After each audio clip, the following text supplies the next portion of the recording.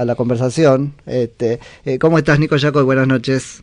Hola, ¿cómo andan? Muy buenas noches. Bien, muy bien. Acá tratando de desentrañar un poco el sentido que lo debe haber tenido de esta, bueno, que yo creo fue una movida, pero no sabemos de quién, la renuncia de Milani. ¿Qué impresión te causa? Obviamente tenemos información muy parcial y aquí, Uh-huh. como de costumbre, hay que ser súper prudente porque claramente es muy probable que nunca sepamos la naturaleza de esta decisión, donde se combinan cuestiones que tienen que ver con internas en el gobierno, algunas históricas, otras más recientes, disputas dentro del servicio de inteligencia, las causas judiciales que ha acumulado el general Milani, la perspectiva de un cambio, obviamente, de gobierno, con todo lo que esto implica. Uh-huh. Era muy difícil remover al general Milani, ¿verdad? Sí. O pedirle que se vaya, y en ese sentido creo que es un obstáculo menos que enfrenta el próximo presidente, quien Uh-huh. sea, ¿no? Bueno, hay una interpretación que precisamente viene por este lado, ¿no? Que Claro. es la de que, bueno, ese presidente que puede ser, básicamente Scioli haya tenido algo que ver. Es probable, yo creo que hay que tomar obviamente con cautela todo esto, porque veremos si este es un hecho aislado, si efectivamente empieza ahora a darse una serie de modificaciones en la integración del plantel de colaboradores de la presidenta, bueno, obviamente dando la señal de una transición ante la transición, ¿no? Y facilitando en todo caso al próximo presidente, eventualmente Scioli o Macri, quien fuera, pero fundamentalmente en el caso de Scioli, para que él pueda desarrollar reputación de que no va a ser un títere. Porque eso va a ser crucial fundamentalmente para conseguir el apoyo del votante independiente, medio. Pero ahí, también Sergio, desconfía de este Scioli kirchnerizado al lado de Zanini, pero que puede estar más tranquilo si encuentra un Scioli con la posibilidad de designar sus propios colaboradores. Sí, pero me cuesta mucho, de alguna manera, encajar eso en el carácter, al menos tal cual lo conocemos, de la presidenta Cristina Fernández de Kirchner. No la veo con capacidad de colaborar. Vos me dirás si estoy errado. Bueno, recordemos que una cosa es el presidente Kirchner, otra cosa es la expresidente Kirchner. Donde a la expresidente Kirchner no le conviene que su sucesor, en el caso de que sea Scioli, falta todavía, es una hipótesis. Sí, total. No le conviene que le vaya mal, por múltiples motivos. Entonces, creo que en ese contexto probablemente no implique esto resignar su capacidad de influir en la agenda pública, por acción o por omisión. Tampoco digo que la presidenta eventualmente no quiera volver, se va muy joven, se va con buena imagen, perfectamente puede ella, como ocurrió pocas veces en la historia argentina, pero ocurrió, ¿no? Ocurrió con Roca, ocurrió con Irigoyen, en otro contexto también con Perón, pero no fueron muchos los presidentes que pudieron volver luego de abandonar su cargo, después de completar 2 gestiones, sería el único caso en la historia. No es un dato menor ese. Sí. Ahí Scioli gana algo que es en la semana en que se confirma kirchnerista, bueno, lo es de un kirchnerismo menos malo porque no está Milani. Bueno, ahí yo creo que hay que ser prudente, ¿no? Porque esto de adjudicar a las personas las maldades... No, pero en la interpretación extendida, digo. Claro. Yo creo que, digamos, en todo caso se remueve un funcionario como fue Moreno en su época, ¿verdad? Como lo sigue siendo Vudú, ¿no? Gente que está desacreditada probablemente en la opinión pública, sobre todo, ¿no? En el público no K. Sí. Me parece que es un guiño precisamente al votante independiente, que es crucial en esta elección. Scioli, con el voto K, no gana. Para que Scioli gane necesita deskirchnerizarse, necesita volver a ser el Scioli bueno, dialogador, el Scioli moderado, el Scioli que implicaba... Eso está muy bien, pero sin cambio, el voto K, ¿ganaba? No, sin el voto K no ganaba, con el voto K tampoco gana. Sí, con solo el voto K no gana, claro. Es una sábana corta, entonces ahí tiene indudablemente él ahora asegurado el voto K, con la bendición hasta de 6, 7, 8. Sí. Ahora necesita efectivamente volver a ser el viejo Scioli. ¿Se pueden mantener las dos bases, los dos rediles, o uno es excluyente del otro? No es excluyente en la medida en que sea un giro cuidadoso, que no desmienta o no contradiga los aspectos más pilares, digamos, de los ejes centrales del gobierno, pero que al mismo tiempo le dé algún margen de maniobra como para dar un guiño a estos sectores que efectivamente tampoco tienen mucho interés en votar por otros candidatos. Recordemos que estamos ante una carrera electoral que todavía no comenzó y sería injusto de mi parte, digamos, juzgar negativamente las campañas que no se han presentado a la sociedad. No se pueden presentar porque son ilegales, no se puede hacer campaña. Totalmente. Vos sabés que nosotros cuando nos planteamos tu participación en el programa, qué sé yo, siempre decimos, no preguntemos sobre encuesta, que es algo, pero a mí me interpela mucho ese supuesto 60% de gente que quiere cambio, o ese gris que no sé de cuánto es, que quiere cambio con continuidad, o al revés, continuidad con cambio, porque un poco ahí es donde se explica esto, ¿no? Es donde va a comer Scioli para engrosar lo que exceda de kirchnerismo en su base electoral. Y claro, hay plafón. Pero recordemos que eso es una de las dimensiones que definen digamos, esta elección, pero no es la única. Nunca una elección se define en una sola dimensión.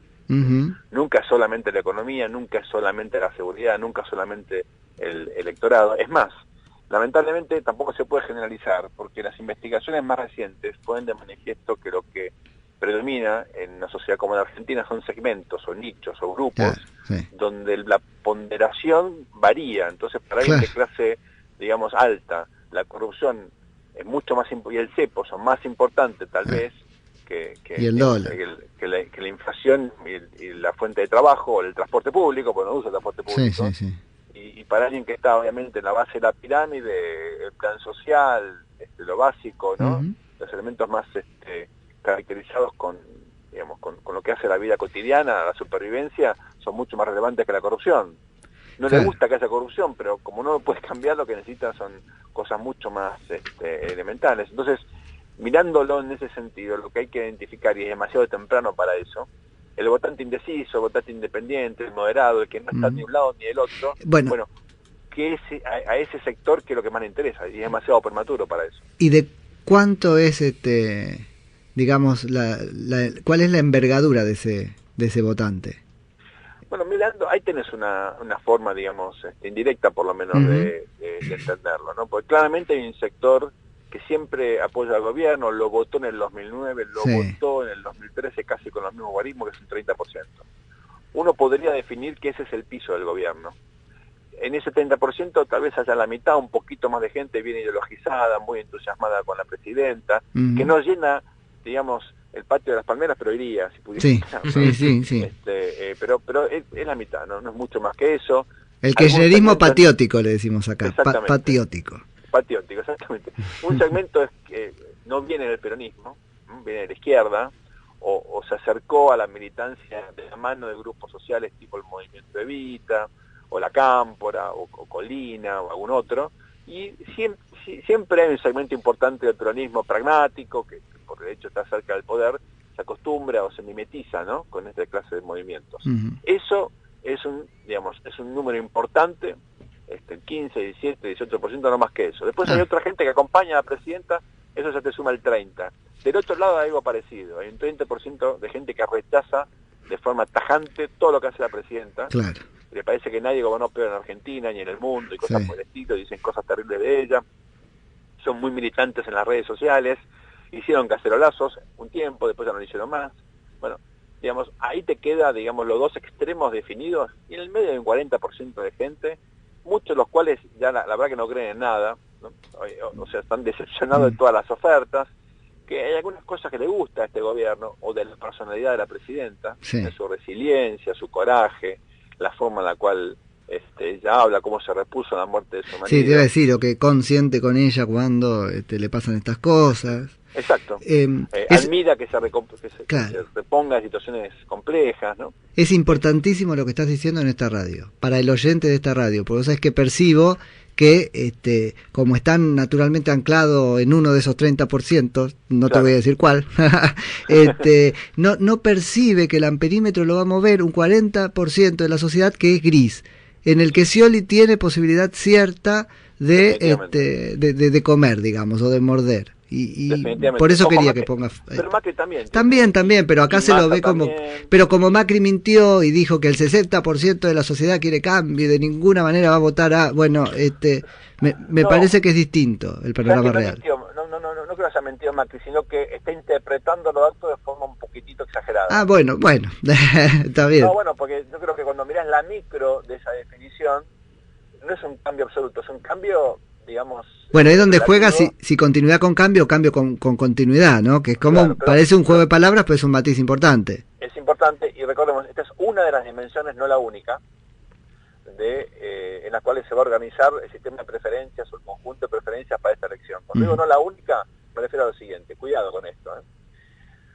Importa la personalidad y la persona del líder, importa el contexto en el cual se va a desarrollar las elecciones. Sí. Lo primero lo conocemos, lo segundo no. Cuando digo esto es, el dólar va a estar como hoy, o va a estar más caro, o el gobierno va a poder controlar esta ambición o este apetito que los argentinos por realizar activos, que es típico de los años electorales. Sí. Esta plata que están volcando ahora al consumo, ¿va a ir al consumo o va a ir a la inflación o a las dos cosas?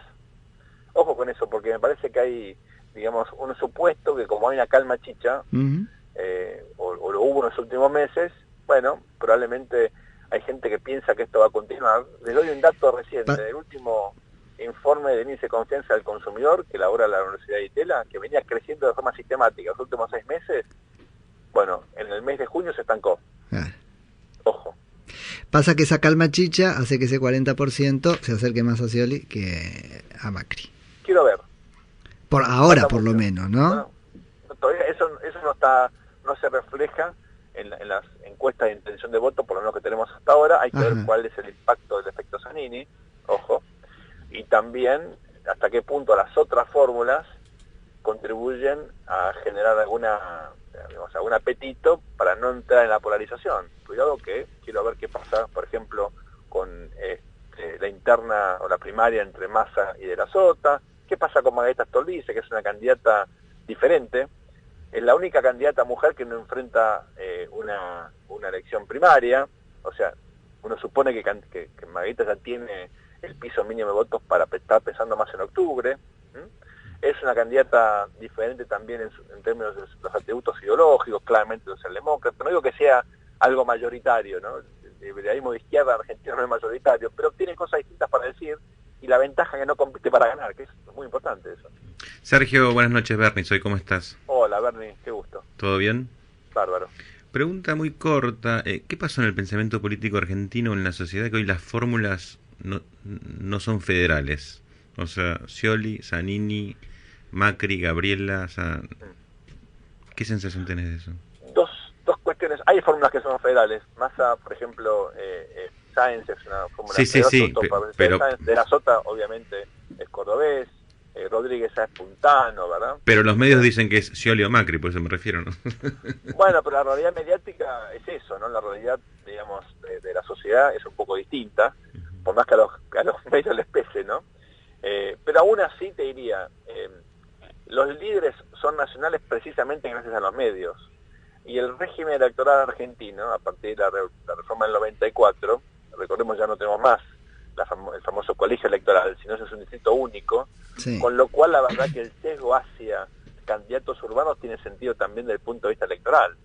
Así que yo creo que digamos, esto te explica un poco por qué, lejos de ser un hecho negativo, la verdad que estas fórmulas instaladas en los grandes centros urbanos y apalancadas en los medios de comunicación son efectivamente muy competitivas. Sergio, me quedo sin tiempo. Quedará para la semana que viene hablar un poquito de Zanini, si no lo tapa otra cosa, por supuesto. Tal cual. Te mando un abrazo, buenas noches. Gracias por el llamado. Adiós. Era Sergio Berenstein, consultor político.